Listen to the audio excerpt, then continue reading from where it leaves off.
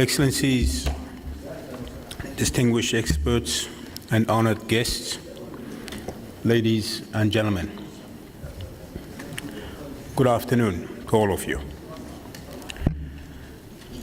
We're ready to begin our deliberations with the first plenary session entitled Life in East Jerusalem Under Occupation. I would like to welcome our distinguished speakers who are going to share their valuable knowledge and experience here with us today. According to established practice, we shall first listen to the presentations and then the floor will be open for questions and comments from the audience, to which the speakers will respond. Before we start, I would like to remind our speakers to stay within the 15 minutes time limit set by the organizers so that we have enough time for discussion. Also, we would like to inform our participants that in the spirit of going green, we only make a limited number of printouts of the documents. But you may visit our website, which is unispal.un.org, to get copies of the document. Thank you for the understanding. Our first speaker is Mr. Khalil Tafakji. He is the Director of the Mapping and Geographic Information Systems Department at the Arab Studies Society in Jerusalem.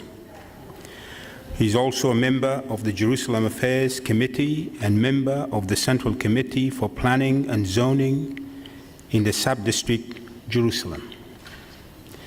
Additionally, he was a member of the Palestinian delegation for negotiations with Israel from 1993 to 2001, member of the Palestinian Delegation Board for negotiations for Jerusalem Affairs, and member of the Presidential Committee for Jerusalem Affairs.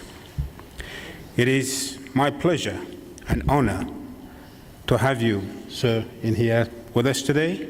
You have the floor. In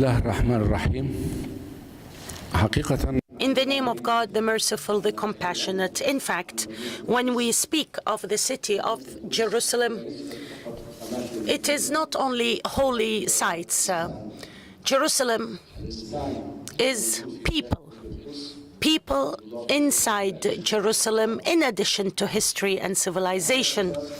On this basis, I will give my presentation regarding geopolitics of Jerusalem and the fate of Jerusalem since 1967.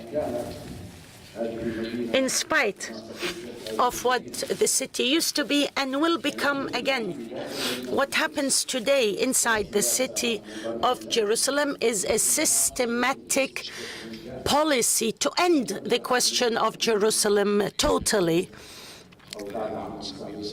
The policy of Judaization did not start in 67. It started well before that, and 47, and even before. When we speak as politicians of Al-Quds al-Sharif, is one thing, and when we speak of East Jerusalem, we speak of yet another thing. As for the Jordanian and the Israeli Jerusalem, that's something else. On this basis, I am very happy because I meet with the politicians representing the Islamic world in this venue to speak of Jerusalem and the importance of Jerusalem. To begin with, Al-Quds al-Sharif is the old city. You can see on the map.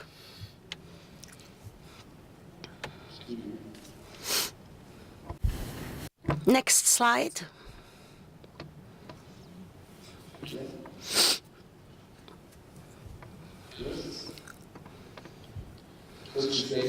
Al-Quds al-Sharif. Could we please have the map?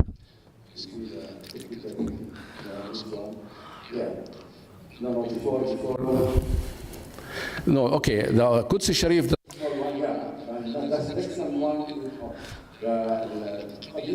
The second issue is Jerusalem during the British mandate. And we see it going to the west for demographic reasons. Today, Israelis, when they speak of demographics and they say they were the majority, that is because of the delimitation of the boundaries of the municipality. All the settlements in West Jerusalem are inside those boundaries. As for the Arab villages, they are outside the boundaries. This is Jerusalem pre-1948. Now, there is a resolution 181. Resolution 181 shows that there is a special status for Jerusalem. That is international Jerusalem. International Jerusalem, till this moment, no country in the world recognizes that it is the capital of Israel, since it has a special status. In 1948, it was divided, the east under Jordanian control and the west under Israeli control. No country recognized this administration except for Britain and Pakistan. On the Israeli side, only two small states recognize that administration till this day.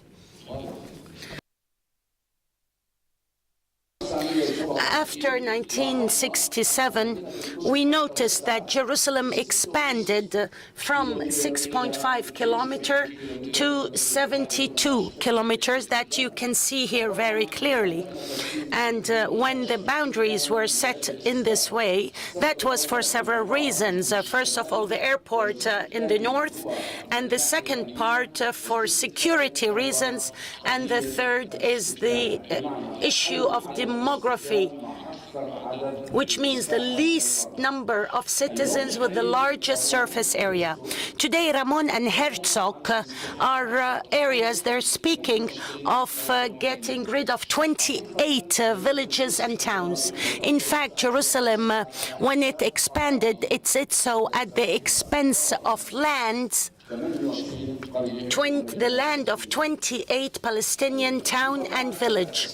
Afterwards, the Israeli policy started, policy of expansion through confiscation of land. This Jerusalem today is about 2% of the surface area of the West Bank. The East Jerusalem, you see on the right-hand side, and the West Jerusalem on the left. The policy of confiscation started for public interest. And it is well known, public interest is hospitals and schools. But in fact, what we saw in Jerusalem, it was for building Israeli settlements, and thus to control the geographic area. Secondly, in law, there is the confiscation of land for green areas. This was also used for strategic reasons and to build settlements. And then there were Palestinian neighborhoods inside the Jewish groupings. Following that was a network of roads linking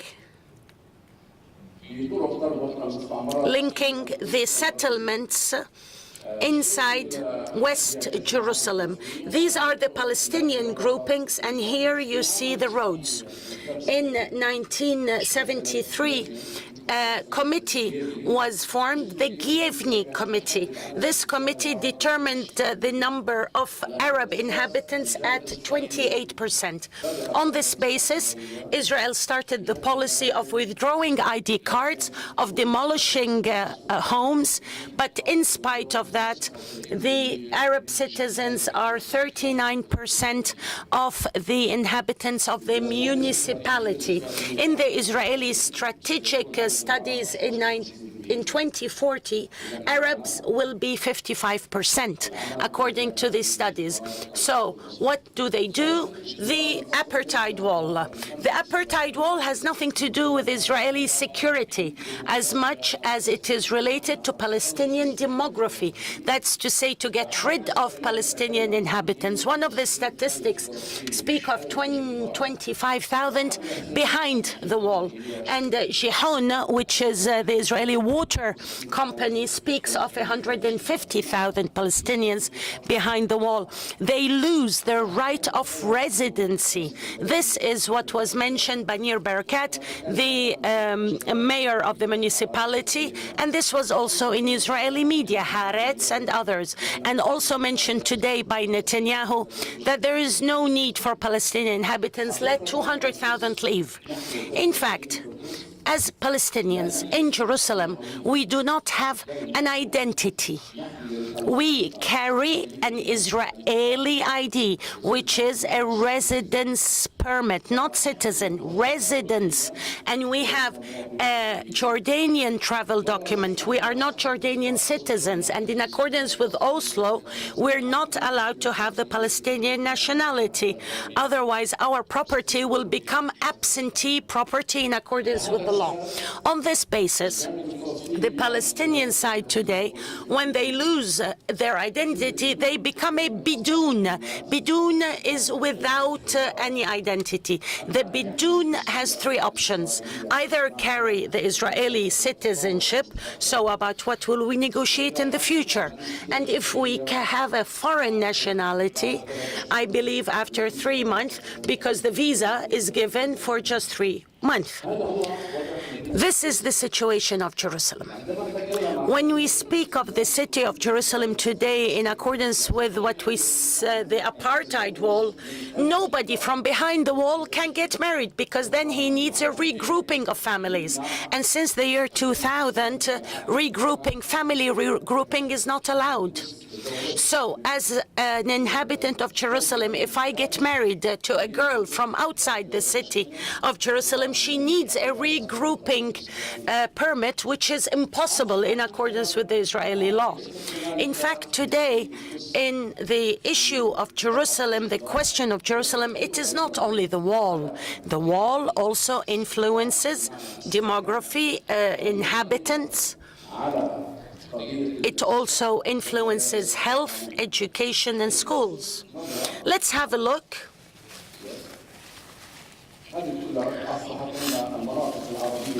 The Arab areas are now sieged like prisons.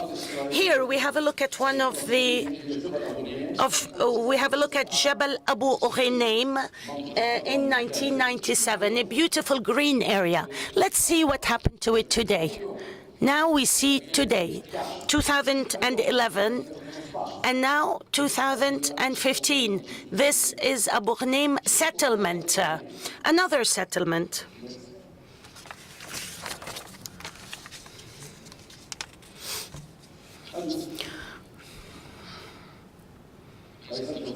This is 2015.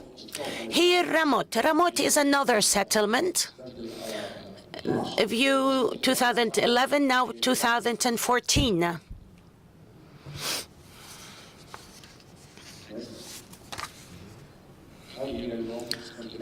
And this is today. So a clear settlement expansion with an aerial photography. We are speaking with pictures and documents. Jerusalem today suffers extensive settlement activities. The Palestinians have only 13% left of the land occupied in '67. This is Ramot in the future. This is the plan for the future. Today, the old city, we have settlement outposts here in yellow. This is the Silwan area, which is south of Al-Aqsa Mosque. All these areas are for Israeli settlements, either by saying it's an archaeological area, or settlements, or to build museums. the holy area of the city. In fact, it is a historic story that the Mahdi, when he comes from the heavens, the temple will be built. And this is how they linked their religion with politics. So religion, the religious myth is being used, saying that 3,000 years ago, Solomon or David, and how he is linked with the politics, and that Jerusalem is the capital of a Jewish state. Inhabitants in 1967, the Arab citizens, I'm speaking of Jerusalem occupied after 1967. And in accordance with 242, this is occupied territories. There were 70,000 Arabs, 0 Jews. Today, we have 320,000 Arabs and 200,000 Israeli. As for the land, the units, housing units, 12,000 to the Arabs, 0 in 1967. Today, 48,000 for the Arabs and 58,000 for the Israelis. I'm speaking of Jerusalem occupied after 1967.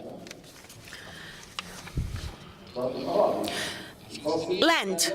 Palestinians had 100%, and today Arabs have 13%, and Arab Israelis 87%. These are statistics. Education, the Palestinians concerned 100%, and today 65% at the hands of Israelis. Of course, this information comes from Israeli statistics and show Israeli policy in Jerusalem. We have the demolition of houses. This is ongoing. The demolition of a home is the displacement of a family and the reduction of their numbers in the city. Withdrawal of ID cards. 15,000 Palestinians had their ID cards withdrawn. Let's go back to the old city, the core of the conflict. The surface area is 1 square kilometer, and every millimeter is a cause of conflict. A millimeter in the old city is what will determine the crisis or the fight in the future. In 1948, in yellow, is the Jewish quarter. Today, it is in red now. This is the Jewish quarter today.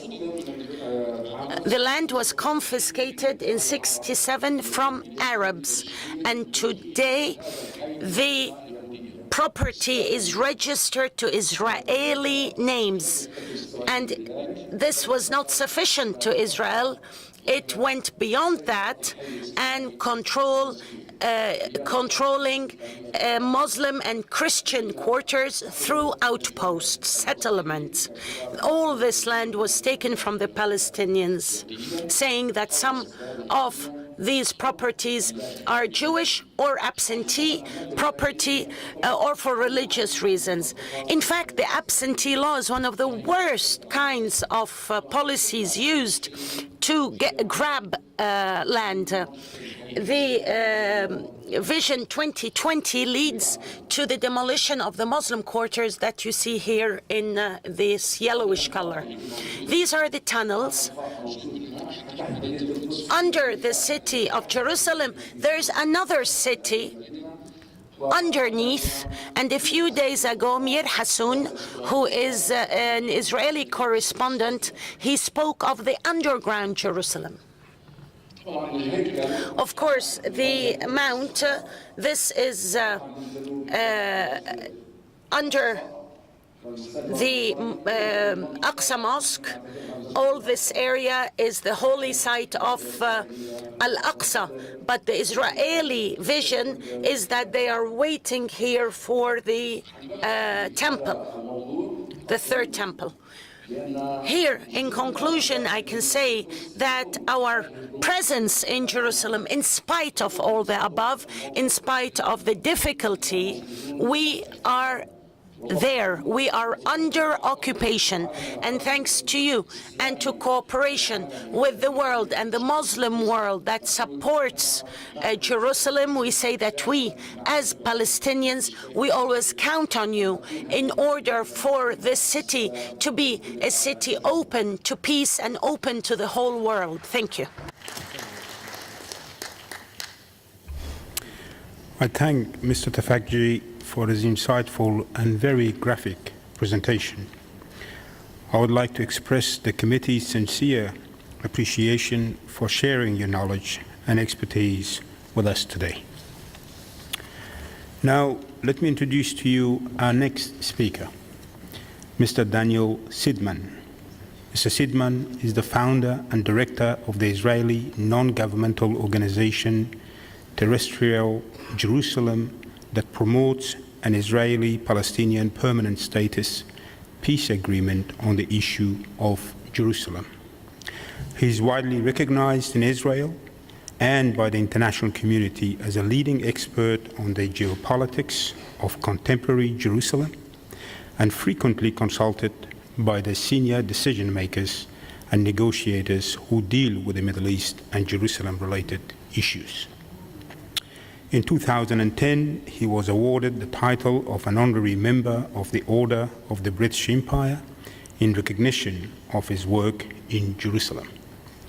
Mr. Seidemann has also been a practicing attorney in Jerusalem since 1987. It is my pleasure and honor to have you, sir. You have the floor.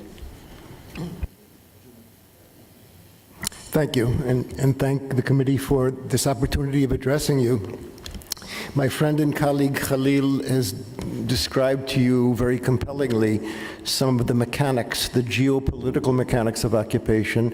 I'd like to talk about Jerusalem as the epicenter of the conflict between Israelis and Palestinians. Jerusalem has been gripped for the last year and a half by a violent popular uprising, the likes of which we have not witnessed since 1967. Now, I'm sure many of you recall the first and second intifadas. I could go anywhere in East Jerusalem as an Israeli without any danger, without any question. I did so often. I visited Khalil, I visited you, Rami. I cannot today go into most East Jerusalem without accepting upon myself physical risks that I'm not willing to accept. And the same is true of Palestinians. Palestinians who venture into West Jerusalem live in fear of being assaulted by Jewish vigilantes roaming the streets. In my local cafe, the baristas send the Palestinian baristas out to the dumpster in pairs because they won't go out alone. Jerusalem today is divided more than at any time since 1967. It's divided not by a physical wall inside the city, but by walls of fear and hatred that have become more intense than any time since 1967. Lest you think that I'm speaking just in terms of personal impressions, let me give you a few statistics.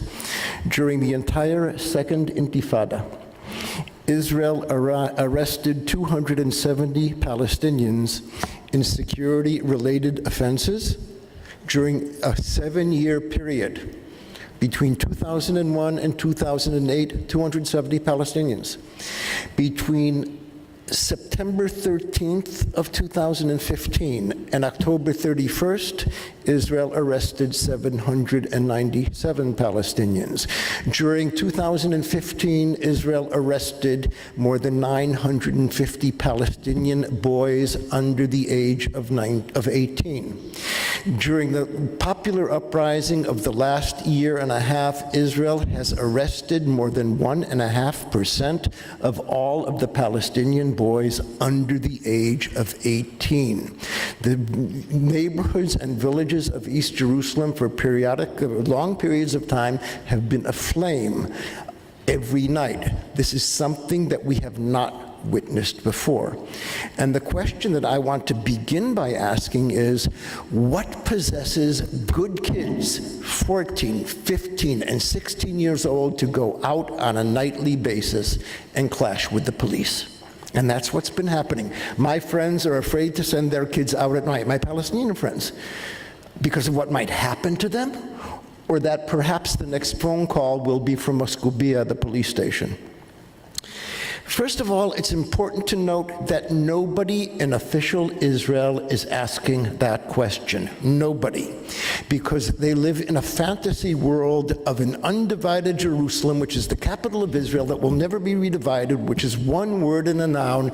I'll speak more slowly for my friends, the interpreters. It doesn't exist in nature.